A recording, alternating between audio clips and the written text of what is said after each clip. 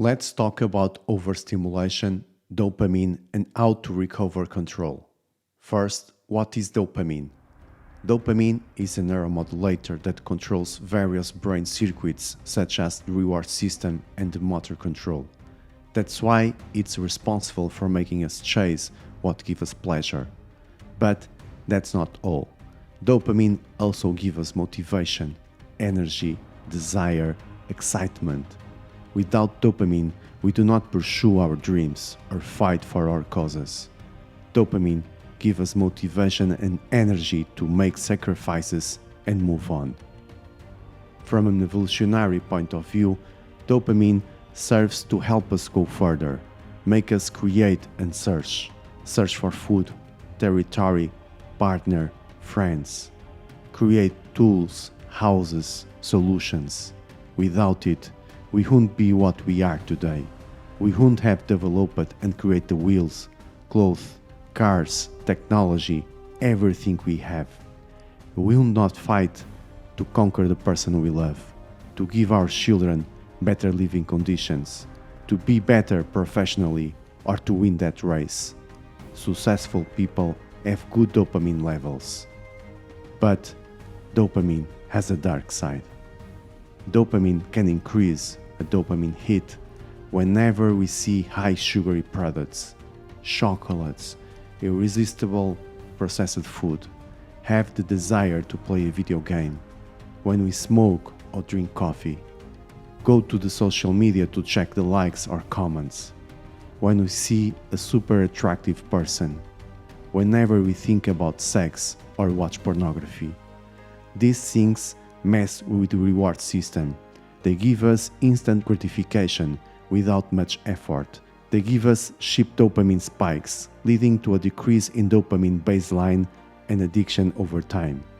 It is the reason why most people feel tired and unmotivated. And it underlies all addictions, whether it's addictions to drugs, food, toxic people, gaming, or sex.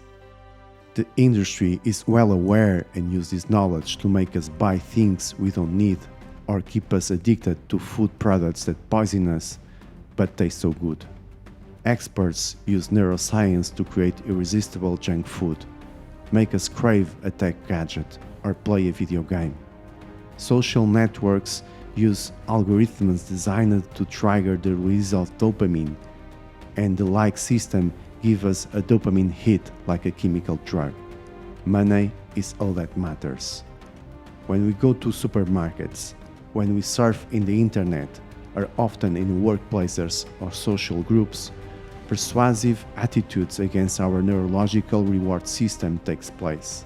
Manipulation keeps us addicted and we desire, buy and consume, leading us to lose wealth, health, energy, and pleasure for the simple and authentic things in life. Who doesn't feel sad, tired, and dissatisfied with life today? How many consume sex, games, or social networks without great pleasure and cannot stop it? People in developed countries have enough to be happy, but they are not. We work for or support companies that love money but hate people. We vote for politicians who protect these companies rather than citizens. And we believe in the media that manipulate the truth because they need the money from these companies. We feel overstimulated and fall into distress, procrastination, or burnout. To regain our energy, motivation, and drive, we need to rebalance dopamine. To do this, we need to fast or detox from all toxic sources of dopamine for a couple of weeks. If we have a very serious dopamine disorder, the ideal would be to detox for at least 1 month. It's not just the energy that will recover, but also our mental health, pleasure in little things in life, and the ability to make decisions, because we have more clarity about what we want and don't want. In short, we are more connected with ourselves. I decided to do a detox, and in this video I will share my personal experience in this process, as well as giving a masterclass in dopamine. To do this, we need to avoid anything that gives us an exaggerated spike in dopamine or an increase in dopamine for no real reason, such as social networks, dating apps, video games, gambling, pornography, too much coffee, energy drinks, smoking tobacco, alcohol, drugs like cocaine, chocolate, sugary drinks, sugary products. Buy unnecessary products. Focus only on the results. Listen to most music.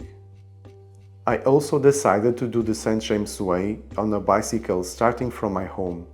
It would be a form of retreat, moving away from old intentions. I deleted all unnecessary apps from my cell phone and left only WhatsApp for my family to know I'm alive, apps to know the itinerary if I got lost, and booking to find places to sleep. From the entire list, I only allowed no more than 3 espressos per day and some foods with sugar, but always in the middle or after a long and difficult stage. First the effort, and then the reward to replenish my muscles. I also made a commitment with myself to remain aware that it's not the destination that matters, but the path. To be focused on the present and not on getting to Santiago. Because when we are focused only on our goals, on the results, that can decrease our dopamine levels and make us give up before starting. But when we are focused on the path, valuing all the sacrifice that happen, our dopamine levels increase. I confess I was nervous, maybe because I hadn't traveled alone for many years, but I really need to make this trip and nothing will stop me. I done the first 30 kilometers with an old friend. When I was 15 years old, we did mountain bike, downhills, bike trips. Then we went to university. He kept cycling, but I didn't.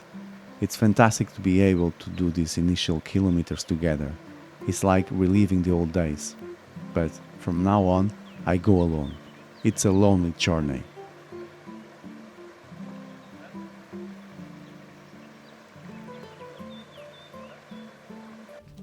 The landscape of the Portuguese coast route is very beautiful, from the greens of the mountains to the almost desert beaches. I have a lot of time to think, and I often find myself thinking about the distance, if I will make it, if something happens to me.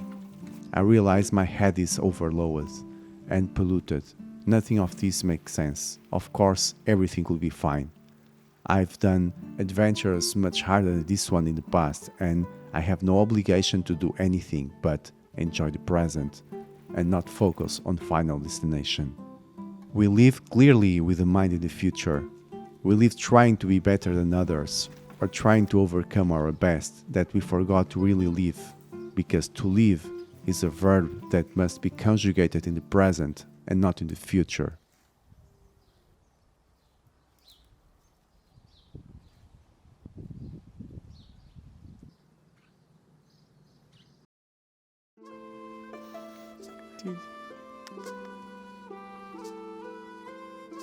Because I travel alone, I have a lot of time to think, but also not to think, to be in the present, in the now.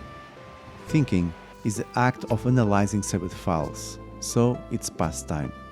It's also tiring. It takes a lot of energy. It wears out.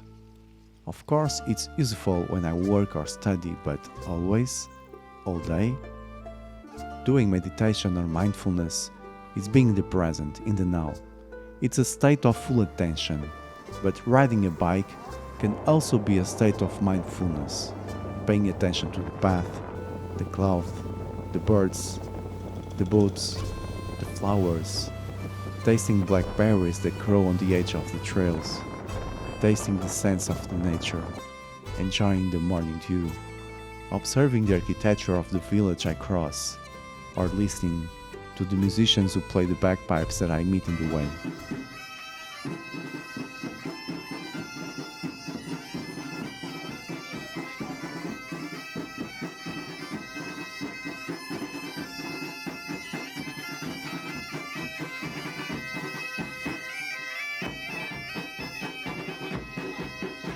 being in the present. It doesn't involve any effort and make us light and happy. I suspect that the best resolutions or ideas I ever had happened in moments of not thinking. Perhaps the action of non thinking is a multidimensional form of mental processing. The more we practice mindfulness, the more our intuition sharpens and the more we realize what doesn't serve us. Perhaps because we listen better to our body physiologic variations, such as breathing and heart rate, which change in these uncomfortable situations. We are definitely better when we balance thinking and being mindfulness than spending all day thinking. Live the moment. Don't focus on the goal but on the path. If you focus on making miles, you won't stop at idyllic places you cross. In life, if we focus only on being the best, earning money and titles, we don't enjoy anything, and when the end approaches, we will want to recover, but what goes around doesn't come around. We have a base level of dopamine to be able to get up, move and fulfill tasks. And sometimes we have spikes, rises in dopamine, whenever we see something very interesting, when we eat or drink, especially after a long period without doing so. Yes, eating after intermittent fasting does generate a good amount of dopamine. Seeing water when we are thirsty, seeing a person who attracts us to date, being with people who make us feel good, creating something that motivates us. All this generates spikes in dopamine. It's automatic and we have very little control over this release of dopamine in the neurological reward system. Children don't have the ability to understand it. Neither do most adults. But knowing how it works, the reward system, is key to defend ourselves from manipulation and toxic sources of dopamine, such as games, sweets, drugs, or social networks, for example, that give us too much dopamine very quickly with big spikes without any effort or sacrifice. And whenever dopamine goes up too much, it goes down too much as well. Over time, our base levels drop to very low values, generating unhappiness, demotivation, indecision, and much more. As dopamine is also essential for us to have noradrenaline and adrenaline, we no longer have energy. That is, we do not feel charm with anything in life and we are always tired. There are those who stay like this for months or years until they free themselves from manipulation and toxic boosters. Some neuroscientists compare dopamine with currency, meaning that we need to manage it wisely or end up without money until the end of the month. I see it more like a video game energy bar. Whenever we consume toxic boosters, that is, activities and substances that give a dopamine hit, we lose vital energy. It recovers on its own, but very slowly and with abstinence of toxic boosters. The more dopamine goes down, the more we force it to go up the wrong way, with more chocolate, sugar, coffee, likes, game wins, masturbation, shopping. Gradually, the dopamine will drop to lower and lower levels. We no longer get the initial pleasure, but a slight mirage from it. Our soul disappears and we become addicted. This is what happens with addicts to sweets, video games, social media, pornography, stock market, whatever. Those who are addicted to sweets no longer enjoy eating vegetables and fruit. They only like to eat fast food, sweets, and highly processed food, all toxic boosters of dopamine. Video game addicts no longer enjoy spending time with family and friends. They don't have any interest in follow their real-life dreams or they don't know what they are. Social media addicts lose the respect for others and even for themselves. And porn addicts lose the pleasure in making love and prefer visual and humanized sex. This search for the high discharge of dopamine, which became a mirage over time, increase the levels of dehumanization of pornography and can lead to absurdity. Money junkies want to be millionaires, then billionaires, and then eccentric emperors where only their ego matters. This search for high dopamine discharge leads people to take several toxic boosters simultaneously. For example, porn, gambling, and money addicts use cocaine and alcohol. Video game addicts use chocolate and sugar drinks. Others consume a lot of coffee and cigars. This search for easy pleasure without sacrifice is dehumanizing. The premium without mental or physical effort impoverishes. In biological terms, it decreases dopamine, but also other neurochemicals. It causes depression, procrastination, inability to feel emotions, inability to have real pleasure, demotivation. We waste our lives on superficial and meaningless things. We lost our identity. And there is no rock bottom other than the destruction of the self and society. The brain did not create a way to self-regulate dopamine, as nature already did it for thousands of years. A society driven by dopamine is an individualistic society which only serves one's ego and leads to the destruction of oneself and the world. People are no longer grateful for the sacrifice of their ancestors or others for them. We need to stop it before it's too late. Being in the present also means being aware of the signs. I believe that life is showing us messages on boards, in pictures, in store signs, in words like those of a stranger who told me, "The turtle knows the way better than the hare." If our mind is too busy to recognize them, we'll miss the opportunity to experience an epiphany. We can do the path distracted, and that's alright. Life is as one wants it to be. But if you are mindfulness, phrases and signs are revealed that can be useful to us in solving problems. Many insights I've had in my life happened in moments like this, when I'm simply watching, when I'm mindful without thinking. I quickly realized that it wouldn't be easy. The tiredness of the kilometers accumulated, the heat, the pain, the mountains and the steep and bumpy ascents, they started to take their toll. The downhills were sometimes a disappointment because they had such big rocks and roots that forced me to walk. I am alone. I can't fall. I always have to assess the risk well. Sometimes there was the temptation to go on the tarmac. It was much easier, but it was not so beautiful, and I always choose to continue on the trails and gravel roads. One more climb. One more hill. I don't have strength in my legs anymore. It never ends. I'm going on foot. I'm going on the bike. Maybe there's a descent after this hill. It will be. I don't care.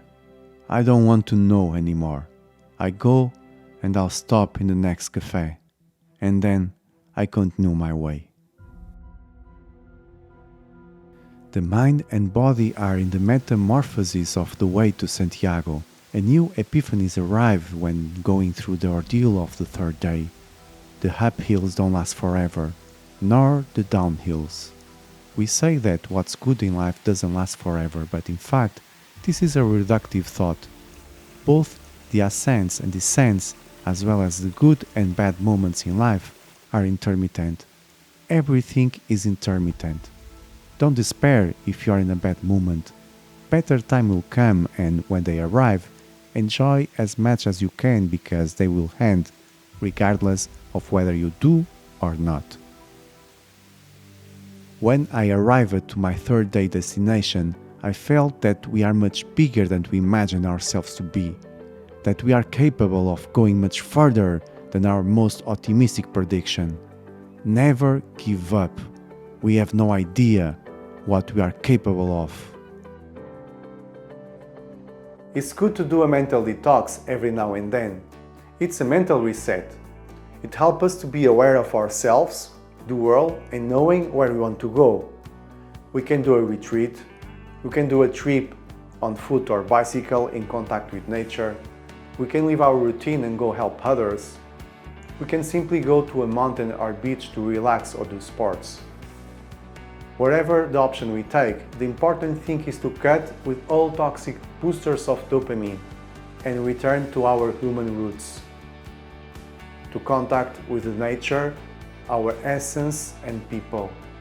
After doing a fast, detox or mental reset, whatever you want to call it, we feel much more balanced, and it's the best time to make small changes in our life, to create habits that help us to maintain good levels of dopamine. Based in science, these are my recommendations. We shouldn't get involved daily in things that give us instant gratification. Do not abuse from stimulants to work or play sports. Do not be in front of monitors after 10 p.m. Appreciate the path and not the final prize. Don't pressure yourself to be perfect, but motivate yourself in difficulties. Expressing emotion and thoughts help to flow dopamine. Being in contact with nature, in sunlight, and whenever is possible, barefoot. Cold water bath. Do random days of intermittent fasting. Create daily routines that help maintain mental balance and not fall into manipulation. Do a mental reset from time to time. We cannot live without dopamine. Dopamine is part of who we are, is the engine of human nature. But we must be very careful to not get manipulated by others or self-destructed. The more we seek high discharges of dopamine, the more it goes down, causing discomfort and unhappiness. Many years ago, I didn't understand why, but now it makes sense why Buddhism says that happiness is a neutral state. According to science, our body and mind continues to function like they did 2000 years ago, regardless of the technological evolution of the last century. The clock of our genes is very different from the clock of our lives. Seconds take millennia to pass, and the changes of the modern world have had very little impact on us. We're still more prepared to live in nature than in modern cities, even if you think otherwise. We cannot go anywhere, be happy and healthy, if we constantly overstep the basic rules of our genes. In a world ruled by oligarchs and billionaires focused on money and power, dopamine, and a population with serious dopamine disorders, addicted to sugar, alcohol, and social media, it's difficult to change the course of the world in one generation. But we can change ourselves and be an example through experience. My mind has changed. I smile at any mountain, at any difficulty. I stop more often, I enjoy more. The journey is intense and I want it to last.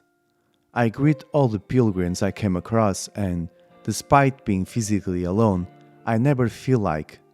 There are always walkers and cyclists.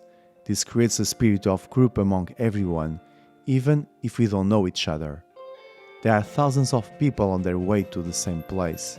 Children of all ages with their parents, teenagers, young people and less young people, alone or in group.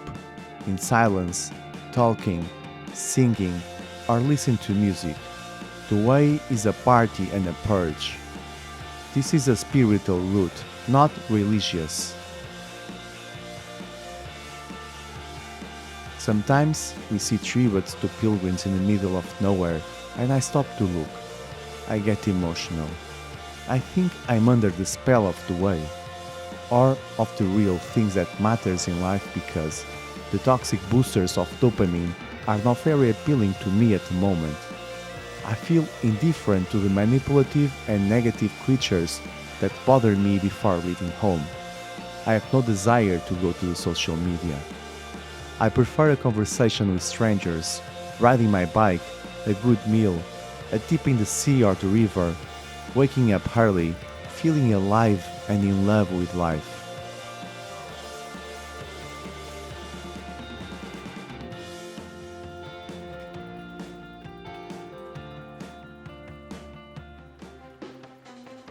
In this decadent society on the brink of collapse, we need to be alive, empathic and balanced.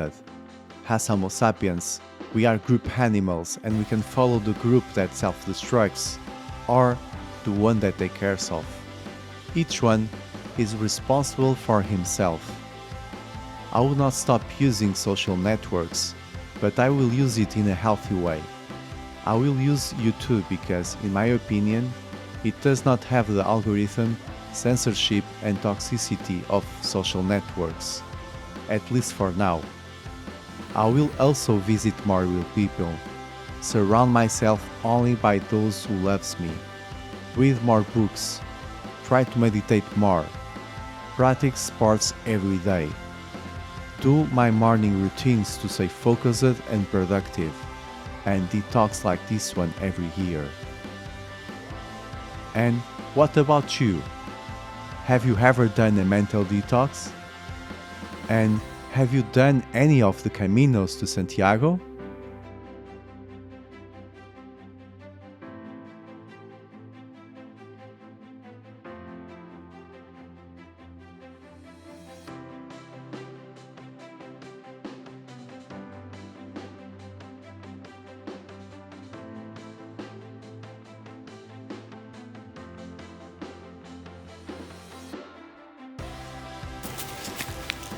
Buen camino.